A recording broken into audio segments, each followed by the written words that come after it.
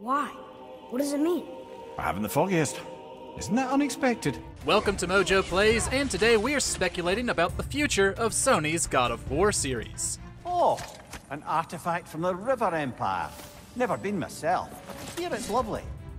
Before we begin, we publish new content all week long, so be sure to subscribe and ring the bell to get notified about our latest videos. Atreus Alone. I don't want to do it alone, but I need to.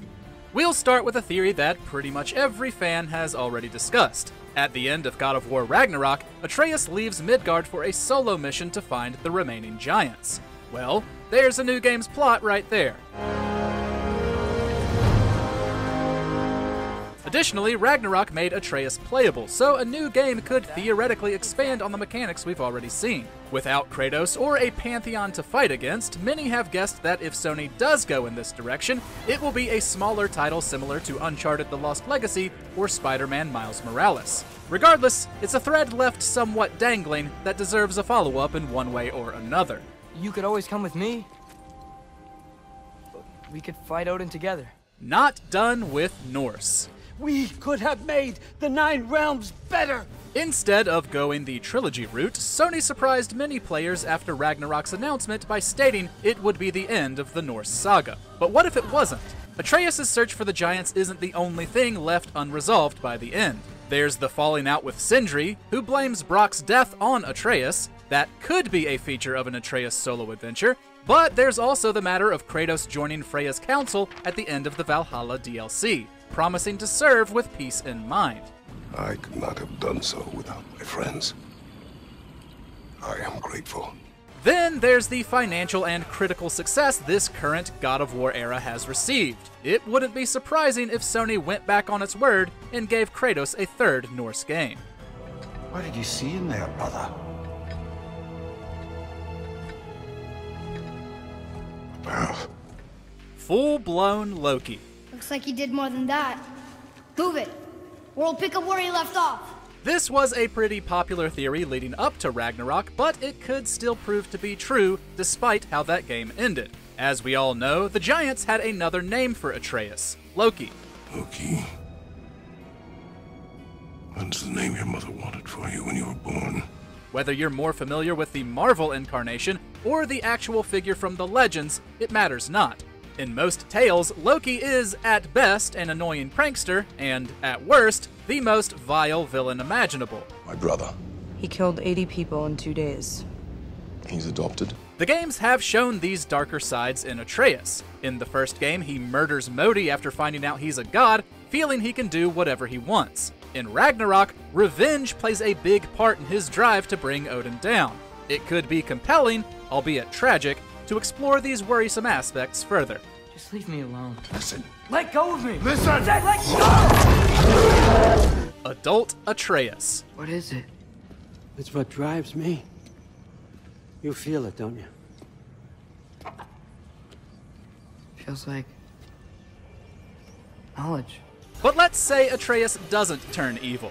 With Kratos having finally found peace, his son seems the logical replacement for future games. However, Atreus has a lot of growing to do when it comes to his powers and abilities. Barring a spin-off search for the giants as a teenager, a full game would need to bring the same gameplay highs we've always had with Kratos. Therefore, it seems a time jump may be in order.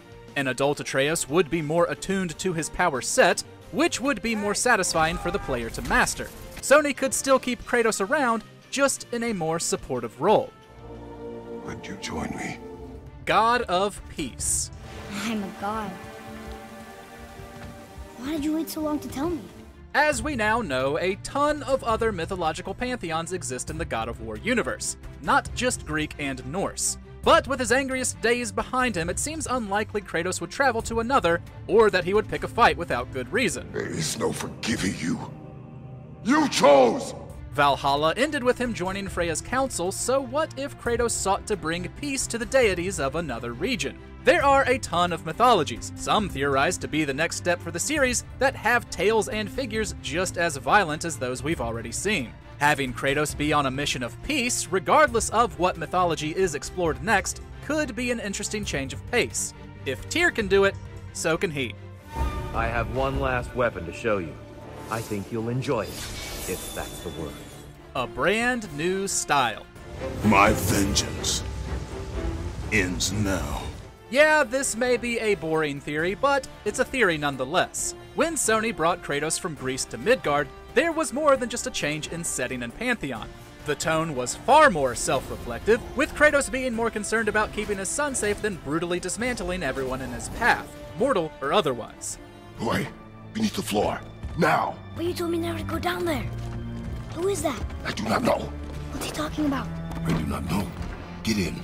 Gameplay was also significantly changed. It was more action-adventure RPG than its hack-and-slash roots. So, once God of War jumps to its next pantheon, we're betting we'll see just as big of a change, both in how the story is told and how it's played. Who knows? Maybe Kratos will be able to jump again. You are not ready. Stay back. A brand new god. Tyr!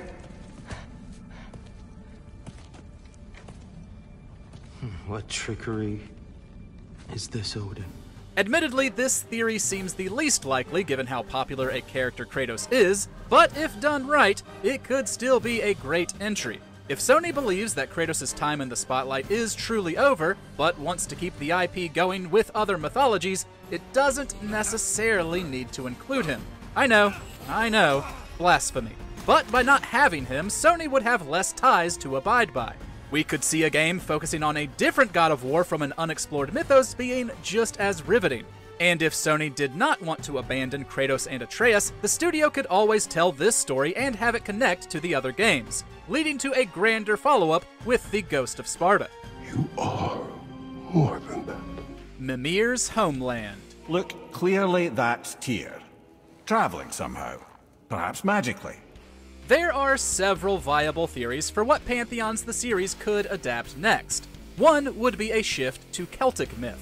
The 2018 game has our heroes discover a mural depicting Tyr visiting other areas, and includes a Celtic symbol along with several others. Of course, the biggest reference to that mythology is Mimir. Did you find what you needed? Glad to hear it, brother. While Mimir is traditionally Norse through and through, the game version keeps Alistair Duncan's Scottish accent as part of his character. He tells tales of his homeland, dropping a few names, and there's even a Kelpie in the second game. Plus, with how Mimir and Sigrun left things in Valhalla, we'd be happy to go on a journey for the smartest man alive. So this is it then? For now. For however long. Land of the Rising Sun. You did it, Loki. No more fighting. No, none of that matters now. Another big option for mythologies to do next is Japanese. It was referenced on the same Tyr mural as Celtic mythology, but there's another piece of in-game evidence to point towards it being next. One of the major plot points of Ragnarok concerns the Mask of Creation, which Odin is obsessed with and which Atreus helps rebuild. It isn't given a proper explanation, but it seems to link different mythologies, and therefore worlds, together. Once the mask is completed, you can make out text etched into it. One of the languages is Greek, while another is Japanese, lending proof to the theory that we'll be exploring it sooner rather than later. Actually, I had a pretty good idea. Change of heart. Gods of Egypt.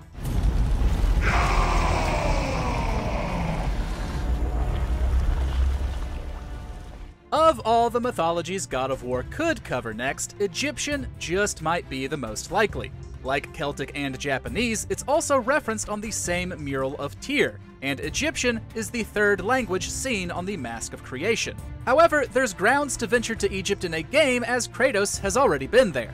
The tie-in comic Fallen God shows Kratos traveling there before making it to Midgard, and meeting Thoth, the Egyptian god of wisdom. As it's only 4 issues, this barely scratches the surface. Additionally, Sony considered Egypt as an option during the first game's development, and behind Greek and Norse, it's one of the more well-known pantheons in popular culture. That's from a great desert land very far from here. Do gods live there? Oh my, yes. Many, many gods. What are some theories you have about the next God of War game? The Giants called me... Loki? Share them with us in the comments, and be sure to subscribe to MojoPlays for more great gaming videos every day.